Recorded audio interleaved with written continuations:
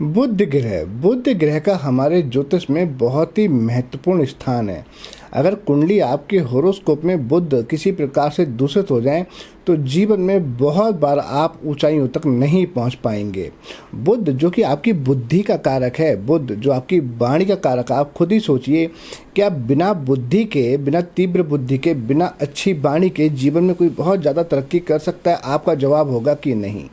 आज हम बात करेंगे, जो हम ये सीरीज शुरू करने जा रहे हैं, इसमें बताएंगे कि बुध आपके 1 से लेके यानी कि प्रथम भाव से लेके द्वादश भाव तक 12 भाव में कहीं भी बैठे हों, बहुत ही विस्तार से बताएंगे कि उनका आपके जीवन पर क्या प्रभाव होता है। और यही नहीं, बुध के साथ जब कोई दूसरा ग्रह आकर बैठ जाएगा तब क्या ये प्रभाव डालते हैं, और साथ ही में आपको बताएंगे बहुत ही सटीक उपाय। आपको चिंता करने की ज़रूरत नहीं है।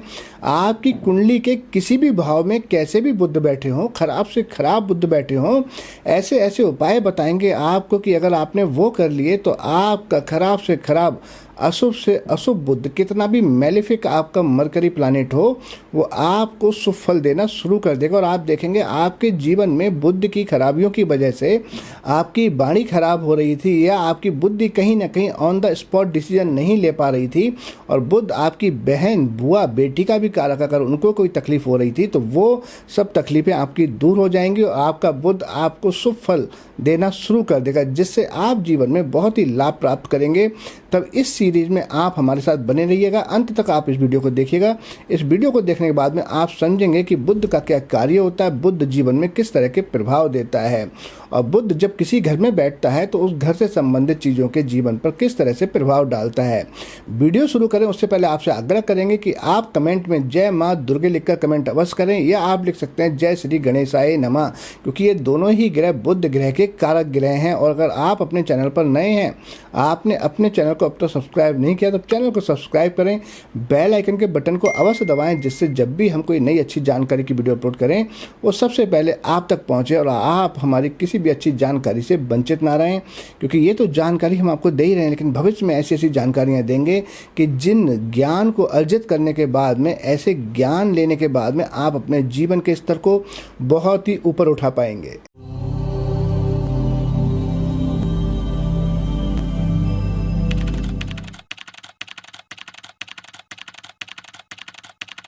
ओम नमः शिवाय। मैं हूं एस्ट्रो भाग्यराज गुप्त। स्वागत है आप सभी का आप ही के चैनल एस्ट्रोलॉजर एबीएम में। मेरे सभी व्यूअर को मेरा प्यार भरा नमस्कार। बुध की बहुत ही महत्वता है। बुध आपके शरीर में आपकी नसों का कारक है।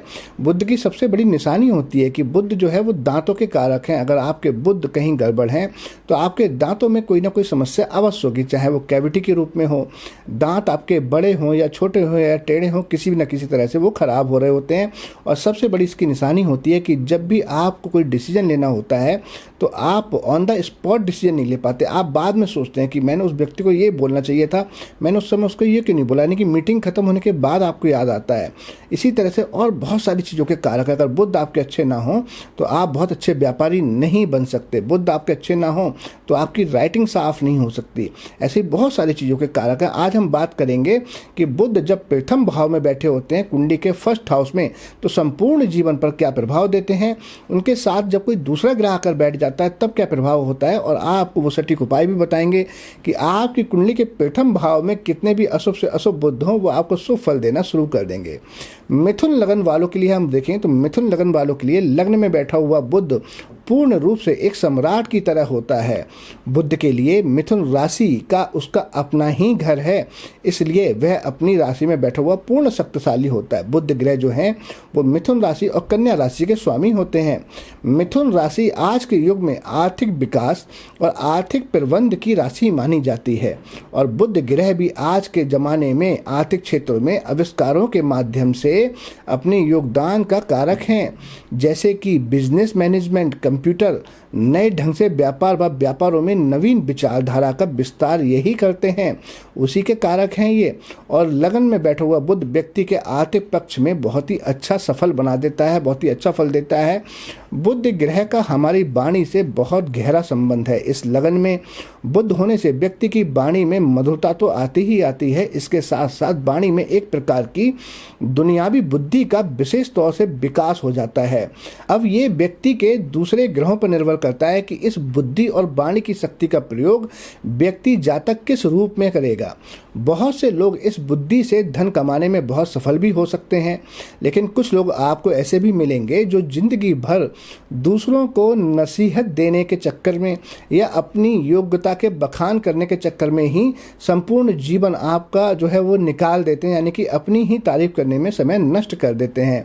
लेकिन कुछ लोगों को आप देखेंगे जो दूसरे लोगों को नसीहत देते हैं तब जब मांगी जाती है, और वो सबसे ज़्यादा फोकस करते हैं अपने ऊपर, जिससे कि वो अपनी पर्सनालिटी को अच्छा कर सकें, अपने व्यापार को अच्छा कर सकें। तो अच्छे बुद्ध की ये निशानी होती है। तब जिनके बुद्ध पर किसी भी तरह का असफल होता है वो अपने जीवन का बहुत सारा हिस्सा बेकार की बातों में नष्ट कर देते हैं। ये कब होता है? जब बुद्ध के साथ में मंगल की युति हो जाए, मंगल की दृष्टि हो जाए, केतु के साथ युति या केतु की दृष्टि में आ जाए, तब ऐसा होता है। यदि बुद्ध पर किसी ग्रह की थोड़ी बहुत अशुभ दृष्टि पड़ती हो तो कई बार मिथुन लगन में बैठा हुआ बुद्ध आदमी को बहुत बातूनी बना देता है। वह अपने बारे में, अपनी योग्यता का जरूरत से ज़्यादा जिक्र बखान कर बैठता है। ऐसे करने से कई दफ़ा कुछ मित्र या करीबी लोग उनकी पीठ पीछे उनका मजाक भी बनाते हैं, और कुछ लोगों का नाम बातों का बादशाह भी रख दिया जाता है। कई बार यदि बुद्धि का बहुत ध्यान से प्रयोग ना किया जाए तो मिथुन लगन में अपनी उच्च राशि में बैठा हुआ बुध भी व्यक्ति के लिए कुछ बातों में अशुभ फल दे देता है। बुद्ध के बारे में जब सबसे ज़्यादा पृष्ठावली लाल किताब में आरंभिक जिक्र आता है तो उसमें लिखा है कि मिले तख्त औरत को कितना ही ऊंचा, जवानी में कुमत का खतरा ही होगा। यहाँ इसका मतलब है कि बुद्ध को स्त्री के रूप में लिया गया है, और तख्त पर बैठी हुई तख्त की मालिका कितनी भी ऊंची हो, किंतु उसके जीवन में कई बार लांछन लगने का या तोहमत लगने का भय बना ही रहता है। देखिए, मैं आपको बता दूं कि अभी हम आपको बता रहे हैं मिथुन लगन में बैठे हुए बुद्ध को, लेकिन अगर आपका कोई दूसरा लगन भी है, लेकिन अभी बात चल रही है कि प्रथम भाव में जब बुद्ध बैठे होते हैं तो क्या प्रभाव देते हैं, तब ये प्रोडक्शन आपके ऊपर बहुत ही सटीक उतरेगी। अगर आपका मिथुन लगन है फिर तो कहने क्या है, फिर तो 100% आप कहेंगे कि हाँ, बहुत सारी बातें आपकी सच गई। लेकिन अगर कोई दूसरा लगन भी है तब भी उन लगनों के हिसाब से भी ये प्रोडक्शन बहुत हद तक सही है। अब आपको ये बता दें कि जिस तरह से अभी हमने बताया कि अगर ये अशुभ होगा लगन में तो तोहमत लगवा देता है, लांछन लगवा देता है, और ये जरूरी नहीं है कि सामाजिक तौर पर या रिश्तेदारों में अथवा दोस्तों में या कई बार कानूनी तौर पर किसी न किसी रूप में ये सच्चा झूठा इल्जाम लगवा सकते हैं अगर इनके ऊपर किसी अशुभ ग्रह की दृष्टि पड़ रही होगी तब। मेरे अपने एक नज़दीकी मित्र की कुंडली में यहाँ बैठा हुआ बुध पर मंगल की दृष्टि है, वो सप्तम भाव में मंगल बैठे हुए, ऐसे में जिसके फलस्वरूप उनके पिता से जब कोई पूछता था कि आपके कितने बेटे हैं, बस तब वो कहते थे मेरे 2 ही बेटे हैं। वैसे गिनती में उनके तो 3 बेटे हैं, मगर एक का होना ना होना बराबर ही है। पिता की तरफ से बेटे पर जो लांछन लगाए जाते थे वो भी कोई खास नहीं थे, छोटे छोटे थे, लेकिन ग्रह है तो वो अपना काम तो करवाएगा ही। बहुत संजीदा प्रकार की बातें नहीं है वो जो वो लांछन लगाते थे। वो कहते थे सबसे बड़ा लांछन तो यही था कि वह पान खाता। अब पान खाना कोई बहुत बुरी बात नहीं है, लेकिन उनकी पिता की नज़र में वह बुरा था क्योंकि मंगल उस पर्सन के बुद्ध को दृष्टवत देख रहा था। दूसरा लांछन था कि वह सुबह सुबह ब्रश किए बगैर ही चाय पी लेता है। अब ये भी कोई बहुत बड़ी बात नहीं है, बहुत सारे लोग इस दुनिया में हैं जो बिना ब्रश किए कई बार खाना भी खा लेते हैं। तीसरा लांछन ये था कि वो कहते थे कि वो शायद मदरा पान यानी कि शराब भी पीता है। तो यानी कि बातें कोई ऐसी थी नहीं, लेकिन उसके ग्रह की वजह से उसके पिता उनकी बदनामी पीठ पीछे इस तरह से कर दिया करते थे। यहाँ पर एक बात ध्यान रखने योग्य ये भी है कि इस प्रकार के इल्ज़ाम 34-35 साल की जो बुद्ध की उम्र मानी गई है उसके पहले लगने का डर रहता है। उसके बाद हम देखें 35 साल की आयु के बाद में इस प्रकार के इल्ज़ाम लगने की संभावना बहुत हद तक कम हो जाती है, बल्कि एक तरह से समाप्त ही हो जाती है। तभी कहा गया ना कि अक्कल दाढ़ निकला ही नहीं निकला है। आप देखते हैं कि अक्कल दाढ़ इस एज के बाद ही निकलती है। तब हम कह सकते हैं कि बुद्ध का असल कहीं ना कहीं शुभ होना शुरू हो जाता है, क्योंकि दुनियादारी से आप ठोकरे खा खा के अकल आपको आ चुकी होती है। उसके बाद उस व्यक्ति के बारे में दूसरे लोगों की विचारधारा बहुत पूरे तौर पे बदल जाती है। यानी कि 34-35 साल के बाद में जिस व्यक्ति के बुद्ध खराब भी होंगे, आप देखेंगे कि 34-35 साल से उसके आसपास के लोग उसकी विचारधारा कुछ और रखते होंगे और उसके बाद विचारधारा कुछ और हो जाएगी। चमत्कार चिंतामणि में वर्णन आता है कि लग्न में बुध के होने से ऐसे लोगों को जब किसी प्रकार का रोग होता है तो उसकी चिकित्सा करना थोड़ा मुश्किल हो जाता है, क्योंकि बुध के लगन में होने से व्यक्ति अपने स्वास्थ्य के बारे में कई प्रकार के विचार मन ही मन बनाता रहता है, जिससे वह डॉक्टर को ठीक ढंग से अपनी बीमारी के कारण या लक्षण बयान नहीं कर पाते हैं। अगर हम सारी बातों को ध्यान में रखें तो इस भाव में बैठा हुआ बुद्ध व्यक्ति को चतुर तथा बोलने वाला अवश्य बनाता है। उसकी भाषा में मिठास होती है, मधुरता होती है, इसलिए इसकी चतुरता और भी प्रभावशाली बन जाती है। वह व्यक्ति और भी प्रभावशाली बन जाता है। ऐसा व्यक्ति दूसरों से अपने काम करवाने में बहुत माहिर होता है। वो अपनी मीठी मीठी बातों से, अपनी चतुराई से किसी भी तरह से आपसे काम निकलवा ही लेता है। कई बार देखने में आता है कि यदि यहाँ पर बैठे हुए बुद्ध पर मंगल या केतु की दृष्टि हो जाए, मंगल केतु से दृष्टिवत हो जाए, तो उस व्यक्ति के पुत्र के लिए ये बहुत अच्छा फल नहीं देता। पहली बात तो इसकी निशानी होगी कि उसके पुत्र के सर पे गिरने की वजह से कोई न कोई चोट अवश्य लगेगी।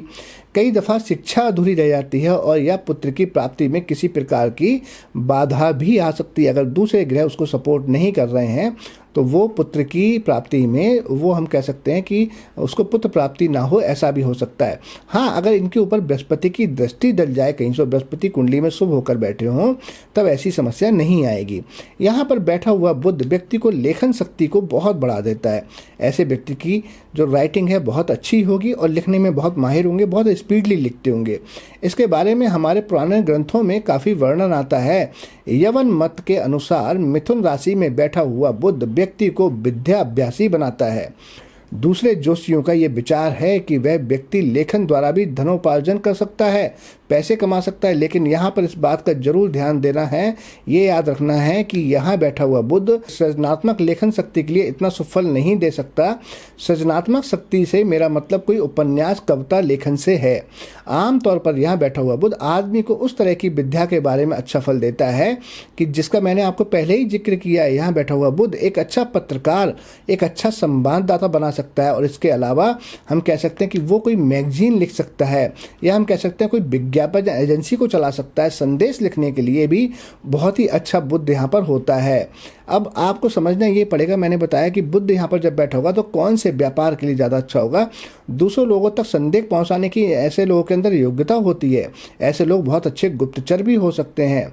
वस्तु का विज्ञान होना, ऐसे लोगों के अंदर बहुत ही एक कला होती है। कुछ पुराने ग्रंथों में जिक्र आता है कि वह व्यक्ति शास्त्र आदि में विशेष रुचि रख सकता है, अगर उस बुद्ध पर बृहस्पति की दृष्टि डल रही हो तब। मैं इस बात से सहमत तो नहीं हूँ, क्योंकि मिथुन राशि में बैठा हुआ बुद्ध हमारे धर्म से इतना निकट का संबंध नहीं रखता। लेकिन जब बृहस्पति से दृष्ट होगा तब वो सुफल देगा। तब ऐसे लोगों की ग्रंथों में या शास्त्रों में रुचि हो सकती है। अगर बृहस्पति की दृष्टि नहीं होगी तब ये बात कहीं ना कहीं डाइजेस्ट नहीं होती, क्योंकि मिथुन राशि का दूर दूर तक धर्मशास्त्र से कोई मतलब नहीं है। और बात ये भी है कि वह अपनी चतुरता से किसी प्रकार की धार्मिक विवाद में दूसरों से जीत सकता है, क्योंकि वह समय और स्थिति के अनुसार अपनी अनुकूलता का हेतु ढूंढ सकता है। कहीं ना कहीं हम कह सकते हैं थाली के बैगन भी होते हैं, जिधर मौका देखा उधर ही पलटी कर ली। अंत में ये ही कहना चाहूँगा कि यहाँ बैठा हुआ बुद्ध व्यापारिक रूप से अच्छा फल देगा। ऐसे व्यक्ति की आमदनी में इसका प्रभाव हमेशा शुभ ही रहता है। कई बार जब इस पर किसी क्रूर ग्रह की दृष्टि हो तो शादी भी किन्हीं कारणवश थोड़ी सी देरी हो जाती है। लेकिन अगर इसके साथ में शुक्र बैठ जाएं, कोई शुभ ग्रह बैठ जाएं, तब शादी में विलंब नहीं होता। मेरे देखने में आया है कि यहाँ बैठा बुद्ध यौवन अवस्था में व्यक्ति के मन में ये भ्रम दे देता है कि शायद उसमें कई प्रकार की सृजनात्मक शक्तियाँ हैं जिन्हें वह प्रयोग में ला सकेगा। लेकिन ये किसी हद तक वास्तविकता से थोड़ा हटकर विचार है। उसके जीवन की बहुत सी सृजनात्मक योग्यताएं, योजनाएं साकार रूप धारण नहीं कर पाती हैं। वो स्कीम बनाता तो बहुत है, लेकिन धरातल पर उतर नहीं पाती। वह महफिलों का राजा जरूर होता है, जहाँ बैठेगा लोग उसकी बातों को जरूर ध्यान से सुनेंगे और कई दफ़ा उसके सृजनात्मक विचारों से चकित भी हो सकते हैं। किंतु यहाँ पर शर्त यह है कि वह अपने विचारों को किसी भी सीमित विषय पर ही प्रकट करे, तभी इसका प्रभाव पूर्ण रूप से देखने में आता है। जिस चीज़ की उसको जानकारी नहीं, जब वो उस पर विचार प्रकट करेगा तो लोग उसकी पीठ पीछे मजाक ही बनाते हैं। अब हम आपको बताएंगे कि बुध के साथ जब कोई दूसरा ग्रह युति कर बैठता है, मरकरी प्लैनेट के साथ में जब कोई दूसरा ग्रह कंजक्शन करता है, तब क्या प्रभाव देता है? तब इस घर में बुध के साथ बृहस्पति का होना आर्थिक हालात के लिए काफ़ी अच्छा फल देता है, क्योंकि बुध और बृहस्पति दोनों को ही लगन से दिग्बल प्राप्त होता है। दोनों ही दिग्बली हो जाते हैं। ऐसे लोग बहुत अच्छे जोशी हो सकते हैं। ऐसे लोगों से आप किसी भी शास्त्र में, किसी भी बात में बहुत ही अच्छी चर्चा कर सकते हैं। आप देखेंगे उनके अंदर ज्ञान की कोई कमी नहीं होती, बशर्ते वो अपनी पढ़ाई कभी भी बीच में ना छोड़ें। संपूर्ण पढ़ाई कंप्लीट करेंगे तभी इनका जीवन अच्छा होता है। लेकिन यदि वह व्यक्ति बहुत ही साधु व्यक्ति या साधु ही हो जाए, तब उसके लिए गरीबी से छुटकारा पाना बहुत मुश्किल हो जाएगा, जिनके बुध और गुरु लगन में बैठे होते हैं। यहाँ पर बुध के साथ सूर्य अच्छा फल देता है। आदमी की बुद्धि में एक विशेष प्रकार की शक्ति आ जाती है। वह ज्योतिष आध्यात्मिक विषय में भी अच्छी प्रगति प्राप्त कर सकता है और किसी न किसी रूप में उसको राज दरबार या सरकार से कोई मान सम्मान या लाभ भी प्राप्त होता है, क्योंकि लगन में बैठा हुआ सूर्य, आप देखेंगे कि जो सूर्य का पक्का घर माना गया वो लगन में होता है। और तीसरी मिथुन राशि में बैठे हैं अगर आप सूर्य को देखेंगे तो तीसरे घर में भी गोचर करते समय भी और तीसरे घर में बैठना, क्योंकि तीसरा घर उपचय भाव का घर है, बहुत ही अच्छा फल देता है। और ये दोनों ही अति मित्र हैं। तब ऐसे व्यक्ति के अंदर एक विशेष प्रकार की तीव्र बुद्धि होती है, जिसके बल पर वो राजा का प्रिय होता है और किसी न किसी रूप में उसको राज दरबार या सरकार से लाभ या सम्मान प्राप्त हो सकता है। लेकिन यदि यहाँ किसी बुरे ग्रह की दृष्टि पड़ जाए, तब ऐसा व्यक्ति अपने बड़े लोगों के साथ में झगड़ा या मुकदमा कर बैठता है, जिसकी वजह से वो उस जंजाल में फंस जाता है और उसका बहुत सारा समय जो वो अच्छे काम में लगा सकता था वो नष्ट हो जाता है। इस घर में बुध के साथ चंद्रमा का होना एक प्रकार से ठीक ही रहता है, किंतु कुछ हालातों में ये अनुभव में आता है कि यहाँ पर यदि राहु की दृष्टि हो तो कई दफ़ा मानसिक रोग या दिमागी तनाव होने की संभावना भी रहती है। यह आदमी के मन में अकारण ही एक वहम सा, इल्यूजन सा पैदा कर देता है। उसका रीजन यह है कि बुध तो चंद्रमा से शत्रुता नहीं करता, लेकिन चंद्रमा बुध से शत्रुता करता है। और जो आपके मन के हम कारक देखें तो चंद्र बुध दोनों ही हैं। ऐसे इंसान में बुद्धि होते हुए भी उसका मन पे कंट्रोल नहीं होता। अगर इनके घर में कुछ ऐसे बर्तन रखे हों जिनमें टोंटियां लगी होती हैं, तब तो इसका प्रभाव और भी अशुभ हो जाता है। यहाँ पर बुध के साथ शुक्र का होना आर्थिक हालात के लिए अच्छा फल देगा। यदि उस व्यक्ति का खेती बाड़ी या पशुओं से संबंधित कोई काम हो, या वेजिटेबल्स का काम हो, ज़मीन से अंदर की जो सब्जियां होती हैं उनका काम हो, या कपड़े का काम हो, ऐसे शुक्र से संबंधित कोई भी काम हो तो बहुत ही अच्छा फल देता है। ऐसे लोगों के पास में कभी भी धन की कमी नहीं होती। और जिनके शुक्र बुध लगन में होते हैं ना, मिथुन लगन में खासकर, वो देखने में बहुत चार्मिंग होते हैं। मैग्नेटिक हम कहते हैं पावर होती है उनके अंदर, वो किसी को भी अपनी तरफ आकर्षित कर लेते हैं। इस घर में बुध के साथ मंगल का होना आदमी को शारीरिक तौर पर बहुत मजबूत बनाता है, लेकिन कई बार उसका अपना ध्यान अपनी पत्नी के खानदान की तरफ ज़्यादा देखा गया है, जिसके कारण उसके ससुराल वालों के लिए तो ये बात बहुत लाभदायक सिद्ध होती है। लेकिन जो उसके अपने परिवार के लोग होते हैं, खासकर उसका अपना भाई, वो कहेगा कि मेरा भाई मेरे लिए कोई टाइम नहीं देता, मेरे बारे में सोचता नहीं, उसने मेरे लिए कभी नहीं कहा, ऐसा हो सकता है। और अगर इनका मंगल किसी प्रकार से प्रताड़ित हो रहा हो, तब इनके अंदर बहुत जोश आ जाएगा। और इतना जोश आ जाएगा, कभी वो जोश में किसी के साथ झगड़ा करके अपनी बुद्धि का काम नहीं ले पाएंगे और अपना नुकसान कर बैठेंगे।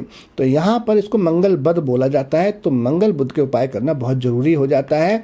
और ऐसे व्यक्ति के लिए हम कहते हैं जायदाद के लिए इसका अच्छा असर हमेशा रहता ही है। जायदाद से मेरा मतलब है वह आदमी खानदानी मकान या ज़मीन आदि का किसी न किसी रूप में लाभ प्राप्त कर ही लेगा, उसको इनहेरिटेज प्रॉपर्टी मिल ही जाती है, क्योंकि यहाँ बैठे मंगल की अष्टम दृष्टि 8वें घर पर है, जो कि वो उसका अपना कारक घर है। इस घर में बुध के साथ राहु का होना आदमी को थोड़ा सा शरीफ तबीयत का बना देता है। इन दोनों का असर व्यक्ति के लिए कोई बहुत अच्छा फल नहीं रहता। बहुत सी बातों के लिए मन में झूठे भ्रम पैदा हो जाते हैं ऐसे व्यक्ति के। ऐसा व्यक्ति मोबाइल यूज़र ज़्यादा होता है, लेट नाइट सोएगा, उसके मन में इल्यूजन पैदा हो जाते हैं। लेकिन ऐसा व्यक्ति का दूसरे लोगों पर कोई बुरा प्रभाव नहीं पड़ता, वो खुद का ही नुकसान कर लेता है। ऐसे व्यक्ति को कहा जाएगा कि उनको मेडिटेशन करना चाहिए, जिससे उनकी जो मानसिक हालत है वो इस्टेब्लिश रहे, स्थिर रहे। यहाँ पर बुध के साथ केतु का होना कोई बहुत अच्छा फल नहीं देता। जीवन में आदमी को अपनी आर्थिक स्थिति सुधारने के लिए काफ़ी जद्दोजहद करनी पड़ती है, बहुत ज़्यादा मेहनत करने की ज़रूरत होती है। कई दफ़ा बहन, बुआ या उनकी बेटी के लिए इसका फल बहुत ही शुभ नहीं रहता। उनकी शादी में कोई ना कोई समस्याएं जरूर आती हैं। उनके शादी वाले दिन समस्या आ जाए या शादी के बाद उनकी मैरिज लाइफ बहुत अच्छी ना रहे, ऐसा हो सकता है। अगर उसकी संतान है, खासकर नर संतान, तो उसके सर पर चोट लग सकती है। और आप देखेंगे कि जो मैं कहने जा रहा हूँ, ऐसे लोगों को ज्वाइंट पेन डेफिनेटली बहुत जल्दी शुरू हो जाते हैं। तो आज हमने आपको संपूर्ण जानकारी दी कि जब बुध लगन में बैठे होते हैं तो क्या प्रभाव देते हैं। हमने आपको रेमेडी भी बताए और हमने ये भी बताया कि जब बुध के साथ कोई दूसरे ग्रह बैठ जाते हैं तो क्या उनका संपूर्ण जीवन पर प्रभाव रहता है। मुझे विश्वास है कि आपको ये जानकारी अत्यंत पसंद आएगी। अगर आपको जानकारी अच्छी लगी है तो वीडियो को ज़्यादा से ज़्यादा शेयर करें। अगर आपका कोई क्वेश्चन है, आपके मन में कोई सवाल है, तो आप हमसे कमेंट कर पूछ सकते हैं, हम आपको अवश्य बताएंगे। इसी के साथ मैं अपनी वाणी को विराम दूंगा। बहुत जल्दी आपसे फिर मिलेंगे एक नई जानकारी के साथ।